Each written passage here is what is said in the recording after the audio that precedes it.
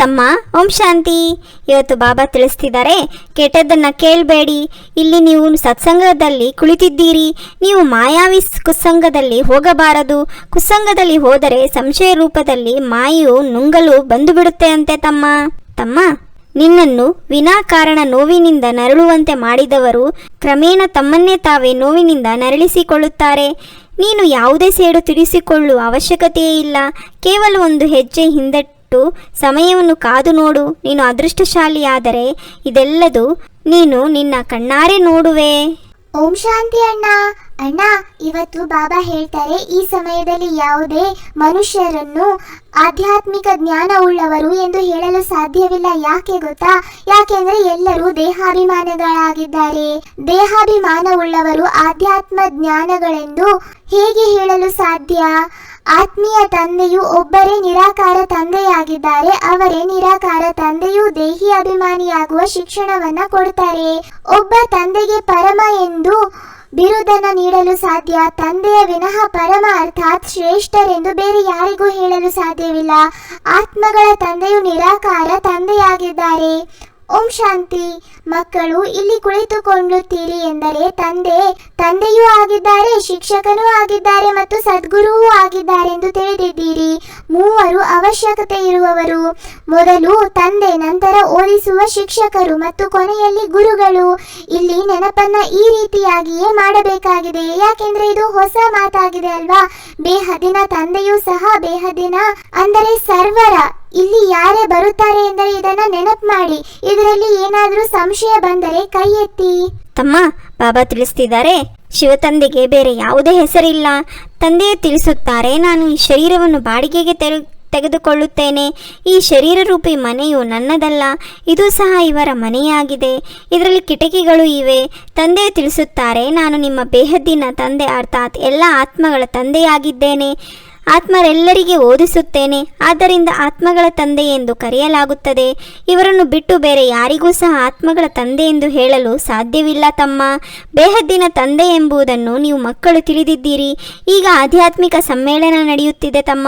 ವಾಸ್ತವದಲ್ಲಿ ಆಧ್ಯಾತ್ಮಿಕ ಸಮ್ಮೇಳನವಂತೂ ಇಲ್ಲವೇ ಇಲ್ಲ. ಅವರಾದರೂ ಸತ್ಯವಾದ ಆಧ್ಯಾತ್ಮಿಕತೆಯಲ್ಲ, ಅವರಲ್ಲ, ದೇಹಾಭಿಮಾನಿಗಳಾಗಿದ್ದಾರೆ. ತಂದೆಯು ತಿಳಿಸುತ್ತಾರೆ, ಮಕ್ಕಳೇ ಆತ್ಮಾಭಿಮಾನಿ ಭವ.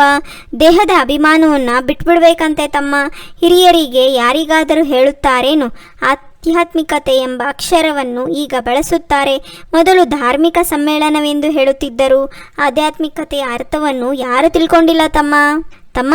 ಕೆಲವರ ಬಣ್ಣದ ಮುಖವಾಡಗಳು ಅವರ ಮಿತಿಮೀರಿದ ಕುಣಿತದಿಂದ ತಾನಾಗಿಯೇ ಕಳಚಿ ಬೀಳುತ್ತವೆ.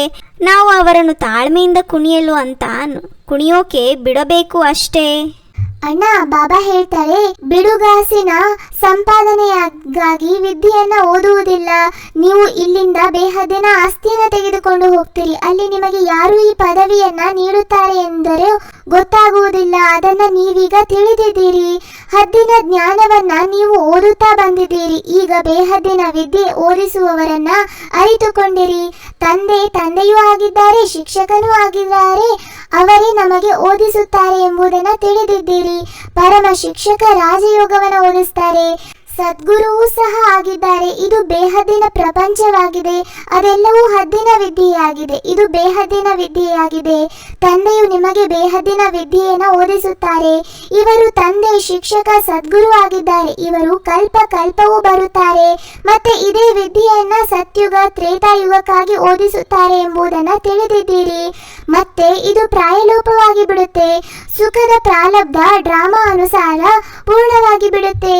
ತಮ್ಮ, ಬಾಬಾ ಹೇಳ್ತಿದ್ದಾರೆ, ಎಲ್ಲ ಮಾತುಗಳನ್ನು ತಂದೆಯೇ ಬಂದು ತಿಳಿಸಿಕೊಡುತ್ತಾರೆ.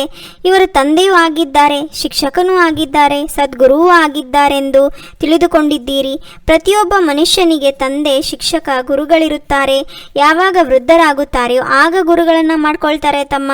ಒಂದು ವೇಳೆ ಗುರುವನ್ನು ಮಾಡಿಕೊಳ್ಳದಿದ್ದರೆ ಅವಾಜ್ಞೆಯಾಗುತ್ತದೆ ಎಂದು ತಿಳಿಯುತ್ತಾರೆ. ಮೊದಲು 60 ವರ್ಷದ ನಂತರ ಗುರುಗಳನ್ನು ಮಾಡಿಕೊಳ್ತಿದ್ರು. ಅದು ವಾನಪ್ರಸ್ಥ ಸ್ಥಿತಿಯಾಗಿದೆ.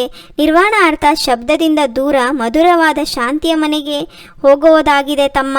ಅಲ್ಲಿಗೆ ಹೋಗಲು ಅರ್ಧ ಕಲ್ಪದಿಂದ ನೀವು ಪರಿಶ್ರಮ ಪಟ್ಟಿರಿ. ಆದರೆ ಅದರ ಅರಿವಿಲ್ಲದಿರುವ ಕಾರಣ ಅಲ್ಲಿಗೆ ಹೋಗಲು ಸಾಧ್ಯವಾಗಲಿಲ್ಲ ತಮ್ಮ. ಆದ್ದರಿಂದ ದಾರಿ ತೋರಿಸಲು ಹೇಗೆ ಸಾಧ್ಯವಿದೆ? ಒಬ್ಬರ ವಿನಃ ಮತ್ಯಾರೂ ಈ ದಾರಿಯನ್ನು ತಿಳಿಸಲು ಸಾಧ್ಯವಿಲ್ಲ. ಎಲ್ಲರ ಬುದ್ಧಿಯು ಒಂದೇ ರೀತಿ ಇರುವುದಿಲ್ಲ ತಮ್ಮ. ಕೆಲವರು ಕಥೆಯಂತೆ ಹೇಳುತ್ತಾರೆ, ಇದರಿಂದ ಯಾವುದೇ ಲಾಭವಿಲ್ಲ, ಉನ್ನತಿಯೇನೂ ಇರುವುದಿಲ್ಲ. ನೀವೀಗ ಹೂದೋಟದ ಹೂವಾಗುತ್ತೀರಿ, ಹೂಗಳಿಂದ ಮುಳ್ಳಾಗಿದ್ದೀರಿ. ಈಗ ಮತ್ತೆ ತಂದೆಯು ಮುಳ್ಳಿನಿಂದ ಹೂವನ್ನಾಗಿ ಮಾಡ್ತಾರೆ ತಮ್ಮ. ಕೆಟ್ಟವರು ಕೆಟ್ಟದ್ದು ಮಾಡೋಕ್ಕೆ ಶುರು ಮಾಡಿದರೆ ಕೆಟ್ಟದಾಗಬಹುದು. ಆದರೆ ಒಳ್ಳೆಯವರು ಕೆಟ್ಟದ್ದನ್ನು ಮಾಡೋಕ್ಕೆ ಶುರು ಮಾಡಿದರೆ ಅದು ಭಯಾನಕವಾಗಿರುತ್ತೆ ತಮ್ಮ. ಅಣ್ಣ, ಬಾಬಾ ಹೇಳ್ತಾರೆ ಭಗವಂತನು ಒಂದೇ ರಥವನ್ನ ತೆಗೆದುಕೊಳ್ತಾರೆ, ಅದಕ್ಕೆ ಭಾಗ್ಯಶಾಲಿ ರಥ ಎಂದು ಕರೆಯಲಾಗುತ್ತೆ. ಅದರಲ್ಲಿ ಪರಮಾತ್ಮ ಭಾಗ್ಯಶಾಲಿಗಳನ್ನಾಗಿ ಮಾಡಲು ತಂದೆಯು ಪ್ರವೇಶವನ್ನ ಮಾಡ್ತಾರೆ. ಬಹಳ ಸಮೀಪದ ಮಣಿ ಇವರಾಗಿದ್ದಾರೆ, ಅಂದರೆ ಬ್ರಹ್ಮ ತಂದೆ ಆಗಿದ್ದಾರೆ. ಬ್ರಹ್ಮನೇ ವಿಷ್ಣುವಾಗುತ್ತಾರೆ, ಶಿವ ತಂದೆಯು ಇವರನ್ನೇ ಮಾಡುತ್ತಾರೆ. ನಿಮ್ಮನ್ನೂ ಸಹ ಇವರ ಮೂಲಕ ವಿಶ್ವದ ಮಾಲೀಕರನ್ನಾಗಿ ಮಾಡ್ತಾರೆ. ವಿಷ್ಣುಪುರಿಯ ಪೂರ್ಣ ಸ್ಥಾಪನೆಯಾಗುತ್ತದೆ. ಆದ್ದರಿಂದ ಇದಕ್ಕೆ ರಾಜಯೋಗ ಎಂದು ಹೇಳಲಾಗುತ್ತೆ. ರಾಜಧಾನಿಯನ್ನ ಸ್ಥಾಪನೆ ಮಾಡಲು ಈಗ ನೀವೆಲ್ಲರೂ ಕುಳಿತುಕೊಂಡಿದ್ದೀರಿ. ಆದರೆ ತಂದೆಗೆ ತಿಳಿದಿದೆ, ಅನೇಕರ ಕಿವಿಗಳಿಂದ ಇದೆಲ್ಲವೂ ಹೊರಗೆ ಹೋಗಿಬಿಡುತ್ತೆ. ಕೆಲವರು ಧಾರಣೆ ಮಾಡಿ ಮತ್ತೆ ಅನ್ಯರಿಗೂ ಸಹ ರುಚಿಯಿಂದ ತಿಳಿಸಿಕೊಡ್ತಾರೆ. ಮಹಾರಥಿ ತಿಳಿಸಿಕೊಡುತ್ತಾರೆ ಎಂದರೆ ತಕ್ಷಣ ತಿಳಿದುಕೊಳ್ಳುತ್ತಾರೆ. ಕುದುರೆ ಸವಾರರು ತಿಳಿಸಿಕೊಡುತ್ತಾರೆ ಎಂದರೆ ಕಡಿಮೆ, ಕಾಲಾಳುಗಳು ತಿಳಿಸಿಕೊಡುತ್ತಾರೆ ಎಂದರೆ ಇನ್ನೂ ಕಡಿಮೆ. ತಂದೆಗೆ ಯಾರು ಮಹಾರಥಿಗಳು, ಯಾರು ಕುದುರೆ ಸವಾರರು ಎಂದು ತಿಳಿದಿದೆ ತಮ್ಮ. ತಂದೆಯು ಏನನ್ನು ತಿಳಿಸುತ್ತಾರೆಯೋ ಅದನ್ನು ಚೆನ್ನಾಗಿ ಧಾರಣೆ ಮಾಡಬೇಕಂತೆ ತಮ್ಮ. ಅನ್ಯರಿಗೂ ರುಚಿಯಿಂದ ತಿಳಿಸ್ಕೊಡ್ಬೇಕಂತೆ. ಒಂದು ಕಿವಿಯಿಂದ ಕೇಳಿ ಮತ್ತೊಂದು ಕಿವಿಯಿಂದ ಬಿಟ್ಟು ಬಿಡಬಾರದು ತಮ್ಮ. ಸಂಪಾದನೆಯ ಸಮಯದಲ್ಲಿ ಎಂದು ಆಕಳಿಸಬಾರದು. ತಂದೆಯ ಬಲಭುಜನಾಗಿ ಅನೇಕರ ಕಲ್ಯಾಣ ಮಾಡಬೇಕಾಗಿದೆ ತಮ್ಮ. ನರನಿಂದ ನಾರಾಯಣ ಆಗುವ ಮತ್ತು ಮಾಡುವಂತಹ ಉದ್ಯೋಗವನ್ನು ಮಾಡಬೇಕಾಗಿದೆ ತಮ್ಮ. ವೈರಿಯನ್ನು ಕೊಲ್ಲಬೇಕಾದರೆ ಅವನ ತಲೆಯನ್ನು ತೆಗೆಯಬೇಕಾದ ಅಗತ್ಯವಿಲ್ಲ ತಮ್ಮ. ತಲೆಯಿಂದ ಅವನನ್ನು ತೆಗೆದುಹಾಕಿ. ಅಣ್ಣ, ಬಾಬಾ ನಮ್ಮೆಲ್ಲರಿಗೂ ವರದಾನ ಕೊಡ್ತಿದ್ದಾರೆ. ಯಾರದೇ ವ್ಯರ್ಥ ಸಮಾಚಾರವನ್ನ ಕೇಳಿ ಅಭಿರುಚಿಯನ್ನ ಹೆಚ್ಚಿಸಿಕೊಳ್ಳುವ ಬದಲಾಗಿ ಫುಲ್ ಸ್ಟಾಪ್ ಹಾಕುವಂತಹ ಪರಮತದಿಂದ ಮುಕ್ತ ಭವ.